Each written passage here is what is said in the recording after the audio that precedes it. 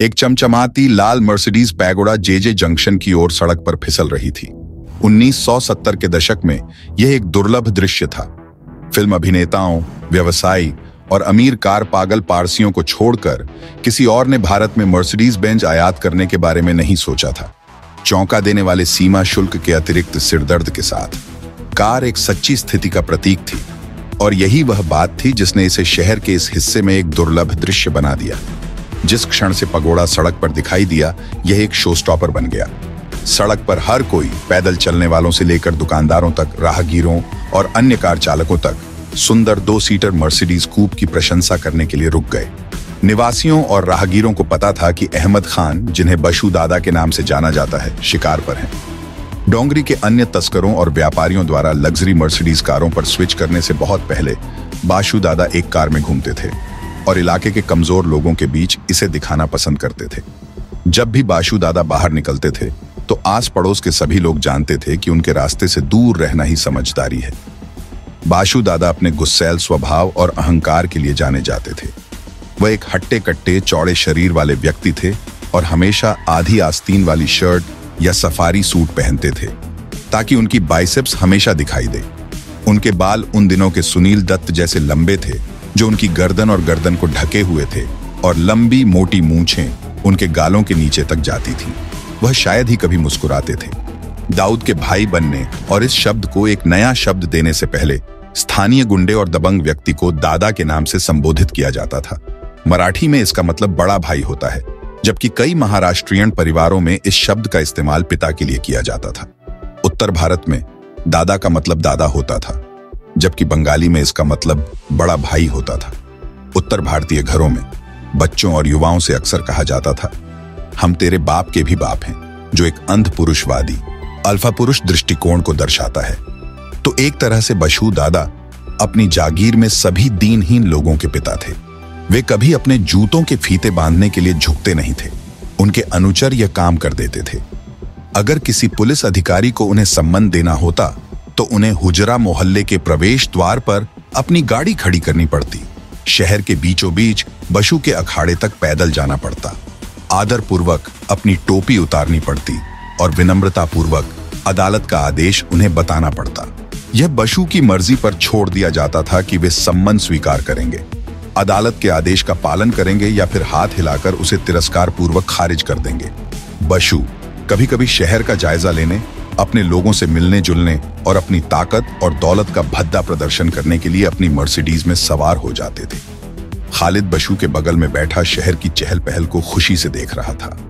वह बंबई के सबसे ताकतवर लोगों में से एक के साथ इतनी महंगी कार में बैठकर बेहद खुश था। अपने दादा की तरह, जो भोपाल के नवाब के वफादार थे, खालिद बाशू के लिए अपरिहार्य था। खालिद ने इलाके में बाशू के दबदबे को देखा था, जिस तरह से पुलिस वाले उसे सलाम करते थे और कैसे ताकतवर भी उसकी मौजूदगी में कांपते थे। कुल मिलाकर दिल्ली की लड़ाई के तुरंत बाद बशू की नौकरी की पेशकश स्वीकार करने के अपने फैसले से वह खुश था। खालिद ने बशू के पसंदीदा पहलवान माने को हराने के बाद बशू ने उससे संपर्क किया। खालिद, जो अपने दादा को एक अमीर नवाब की सेवा करते हुए देख रहा था, उसने सोचा कि वह भी ऐसा कर सकता है। उसने सोचा कि बशू एक सेठ है और बॉम्बे बेहतर जीवन का टिकट है। अपनी शिक्षा पूरी करने के बावजूद खालिद अपने व्यवसाय के बारे में निश्चित नहीं था।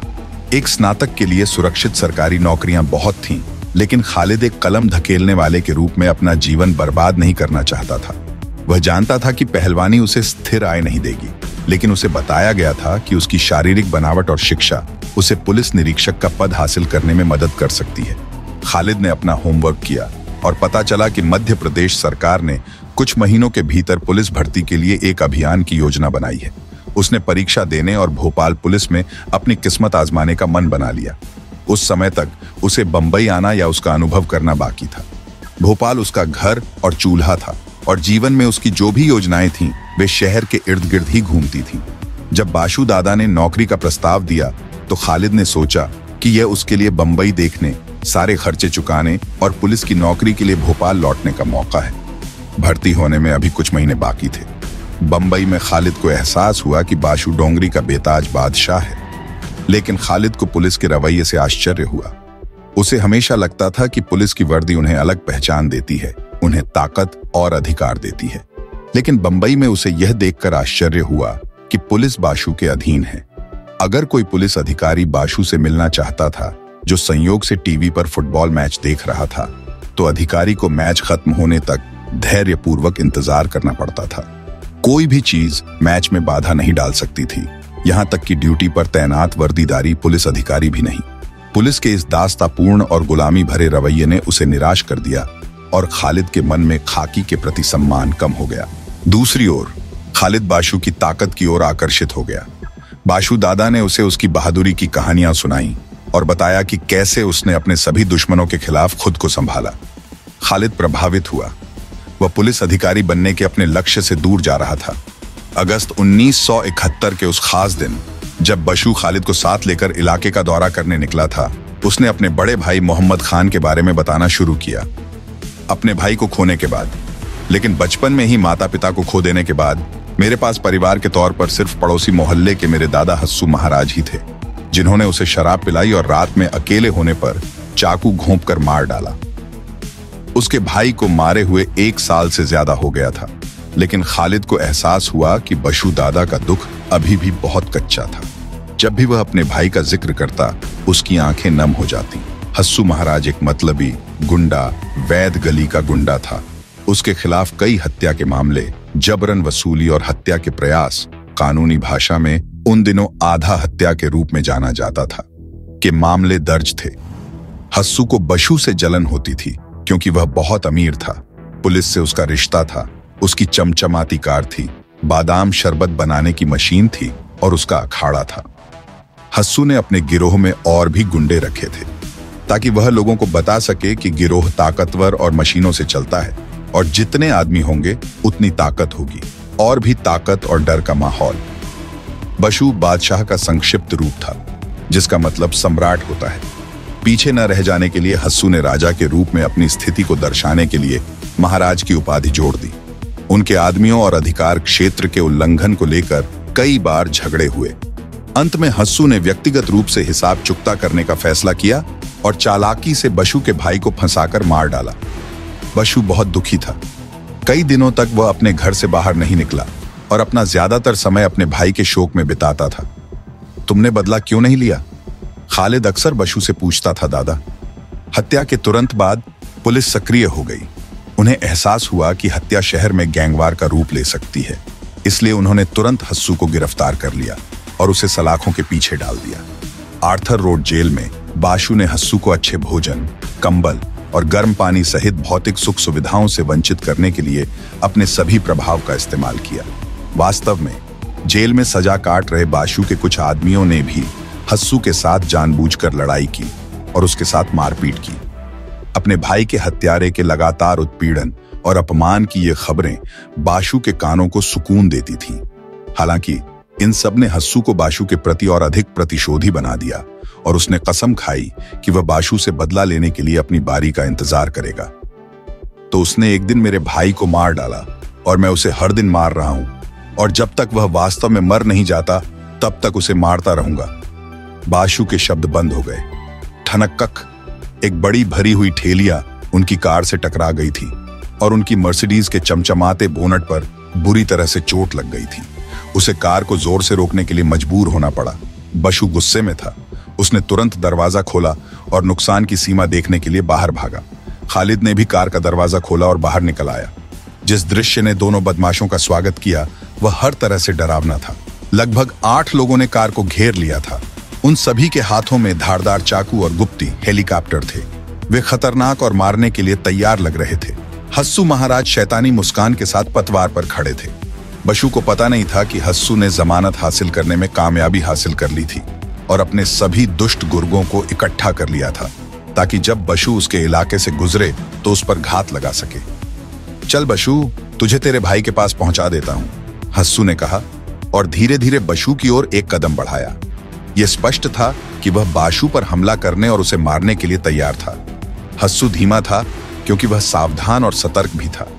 उसे नहीं पता था कि बाशु ने अपनी बेल्ट के नीचे बंदूक रखी है या नहीं, लेकिन बाशु के पास कुछ भी नहीं था। बाशु, जिसने अपना आत्मविश्वास बनाए रखा, अंदर से बेहद घबराया हुआ था। क्या यह अंत था? हालांकि वह खालिद की ओर झुका और फुसफुसाया, आज मेरा साथ दे दो भाई। खालिद ने पहले कभी चाकू की लड़ाई नहीं की थी। कुश्ती के अलावा खालिद ने कॉलेज में केवल हॉकी स्टिक की लड़ाई में भाग लिया था, जो शक्ति के खेल और प्रभुत्व के बारे में अधिक थी और मारने का इरादा नहीं था। लेकिन उसका सामना करने वाले लोग घातक हथियारों से लैस थे और खतरनाक इरादे रखते थे। एक ऐसी स्थिति जो खालिद के लिए पूरी तरह से अजनबी थी, उसके सभी बहादुरी के बावजूद। लेकिन बशु की दलील ने उसे अंदर तक झकझोर दिया और उसे अपने भाई के अकेलेपन पर तरस आया, जो उसका बॉस भी था और शहर में अच्छी जिंदगी जीने का उसका टिकट भी। खालिद की तरस उसके दोस्त के दुश्मन के प्रति गुस्से में बदल गई, जो इस सब की नाइंसाफी से और भी भड़क गई। अचानक खालिद को लगा कि उसकी नसों में अचानक ताकत का संचार हो रहा है और उसकी मांसपेशियां कच्ची ताकत से फटने को तैयार हैं। उसने बशु को आवाज लगाई, भाई तुम हस्सू को देखो, मैं बाकी हरामजादों को जहन्नुम भेजता हूं। और यह कहते हुए वह अपने सबसे करीबी दुश्मन पर झपट पड़ा। खालिद ने उस आदमी की कलाई पकड़ी जिसके पास चाकू था, लेकिन उसे घुमाया नहीं, क्योंकि ऐसा करने से उसे प्रतिरोध का सामना करना पड़ता और दूसरों को उस पर हमला करने का मौका मिल जाता, जबकि वह उस आदमी को पकड़ने में व्यस्त रहता। बल्कि उसने उस आदमी को पूरी ताकत से खींचा और उसका चेहरा कार की छत पर पटक दिया। यह सब कुछ धुंधलेपन में हुआ। किसी को समझ नहीं आया कि क्या हुआ था, जब तक कि उन्होंने तेज आवाज नहीं सुनी। आदमी की खोपड़ी लाल मर्सिडीज से टकरा गई थी और खून से वह और भी लाल हो गई थी, जो उसकी भौहों से बह रहा था और उसकी आंखों में रिस रहा था।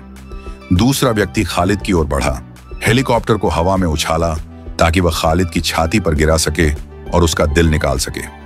लेकिन खालिद ने हथियारबंद हाथ पकड़ लिया और एक पहलवान की मुद्रा का उपयोग करते हुए अपने प्रतिद्वंद्वी की छाती पर खुद को झुकाया और उसे अपने कंधे पर उठा लिया और उसे जमीन पर पटक दिया, इससे पहले कि वह समझ पाता कि क्या हो रहा है, जिससे उसकी नाक टूट गई और कई दांत टूट गए। दुश्मन के शिविर में दो त्वरित हताहतों ने बाशु को हिम्मत दी। वह हस्सू से और अधिक क्रूरता से लड़ने के लिए पर्याप्त रूप से प्रोत्साहित महसूस कर रहा था। बाशु हस्सू की ओर बढ़ा। अपने सिर को हथियार के रूप में इस्तेमाल करते हुए उसने हस्सू की ठोड़ी पर जोरदार वार किया। इस हमले से अचंभित होकर हस्सू जमीन पर गिर गया, उसकी पीठ पर गिर गया। बाशु क्रोध से अंधा हो गया, क्योंकि उसने फुटबॉल के लिए अपने प्यार को चैनल किया और अपने नुकीले जूतों से हस्सू के पूरे शरीर पर बेरहमी से मारना शुरू कर दिया। हवा हस्सू की चीखों से गूंज उठी। इस बीच आधुनिक हल्क की तरह खालिद ने अपने कंधों पर दो और आदमियों को आसानी से उठा लिया और पहलवानी की चाल का इस्तेमाल करते हुए उन्हें ठेले पर फेंक दिया और कुछ को सड़क के किनारे खड़ी मोटरसाइकिलों पर फेंक दिया। गिरने के बल और प्रभाव से उनकी पसलियां टूट गई होंगी। हस्सू के आदमियों को एक उग्र बैल जैसे आदमी द्वारा डीली बोरियों की तरह इधर उधर फेंका जा रहा था, जो पागल लग रहा था। कुछ ही मिनटों में पूरी लड़ाई बाशु के पक्ष में पलट गई। हस्सू की टीम के आखिरी दो लोगों ने देखा कि खालिद सिर फोड़ रहा था, नाक तोड़ रहा था, पसलियां तोड़ रहा था और तार वाली सड़क पर खून फैला रहा था। उन्होंने अपने सरगना हस्सू को भी लगातार लात मारते और दर्द और पीड़ा से करवटें बदलते देखा। उन्होंने उस दिन खालिद से उलझने का फैसला नहीं किया और इसके बजाय अपनी जान बचाने के लिए भाग गए।